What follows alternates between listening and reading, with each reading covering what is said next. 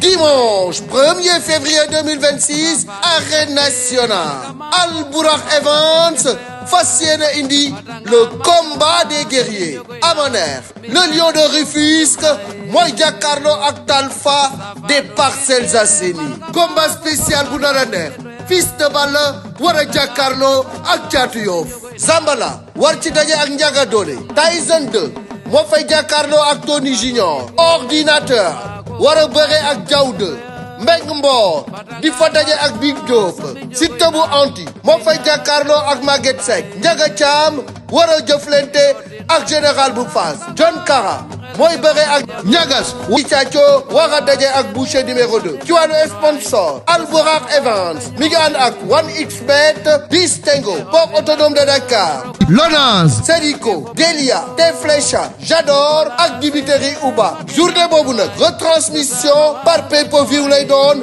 ci seen affiche.com code bokk yi Albourakh Events numéro 1 de l'arène ñëwati na avec un retour tonitruant.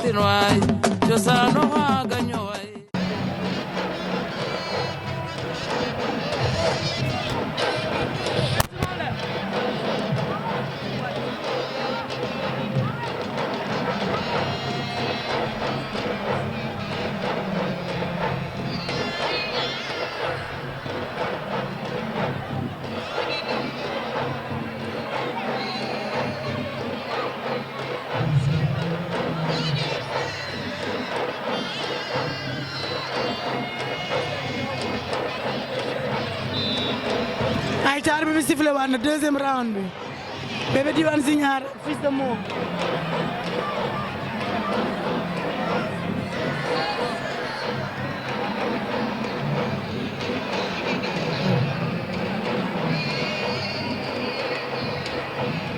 Bébé Dywane Junior ak Fils de Mo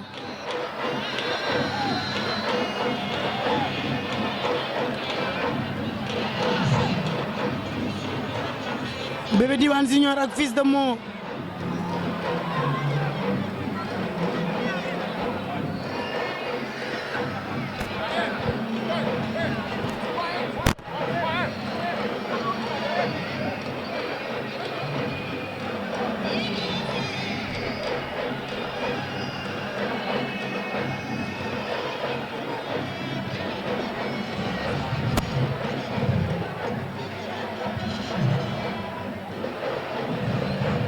Bébé Dywane Junior ak Fils de Mo ñu ngi noonu ñoom ñaar ba tey ci biir géew bi Bébé Dywane Junior nag yaa war a bëre bul fàtte ne am nga avertissement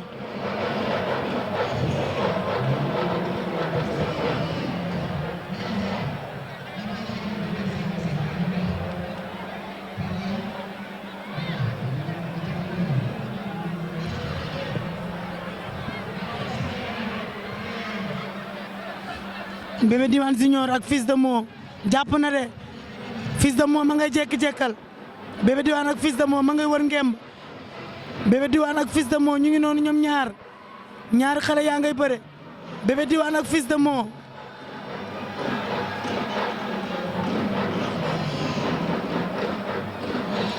Bébé Dywane ak Fils de Mo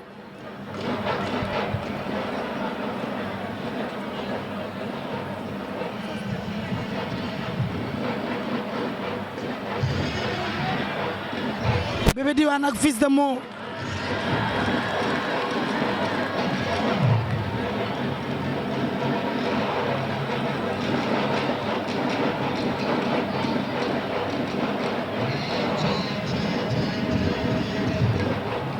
Fils de Mo ak Bébé Dywane Junior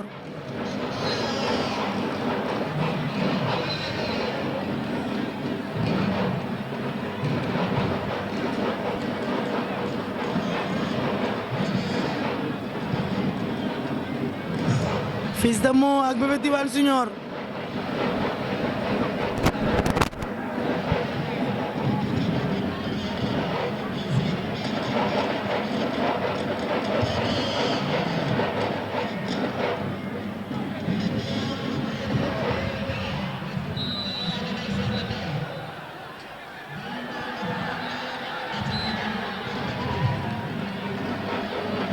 arbitre yàq nga làmb ji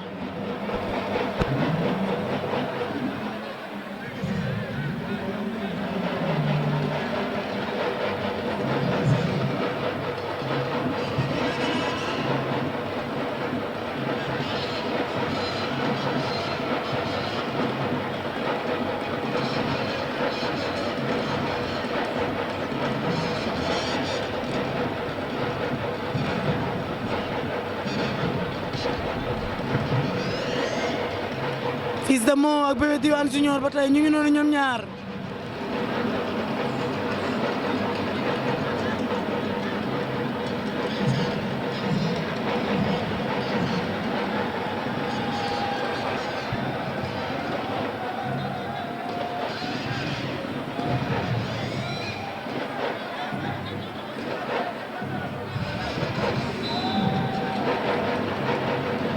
oh day jeex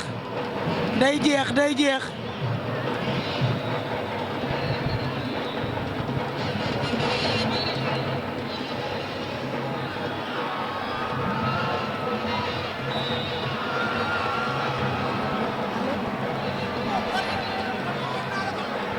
barki Serigne Ba waxoon naa la ko Modou sama papa dafa sonn si man barki Serigne Ba ma Mbacke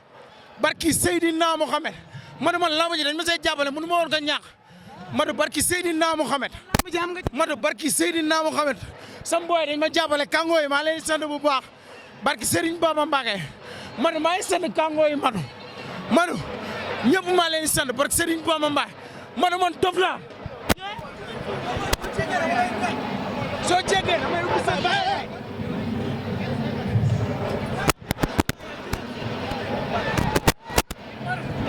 nañ ma jox samay morom ba pare ñoom man kii moo mag foofu kii moo mag barki Seydina mo le 16 novembre la 2007 barki yàlla mo le 16 novembre la 2007 man xale bu ndaw la mais di sant kosu pare kosu biram gan dañuy sonn si ñun baay ñu dañuy sonn si ñun man war na Serigne Bamba aw ma seen fay quoi xam nga man dama nekk si écurie bi ñu jël ma jàppee ma comme seen doom man tey journée bi mënu ma woon nga ñàkk ni nga dugg see moo njëkk a doon man dof laa déwal ma la kangoy déwal booy dama nga wax sànq ñu may problème manaan leen nii buri bi mooy ñëw ay tengi maama ceeri toj sa birama ñang akoro basi madu seet si ma madu seet si ma waaye barke Serigne Bamba Mbacke madu nañ ma jox sigil ma bëreel moom barke Seydina Muhammad sama doom lu nekk si man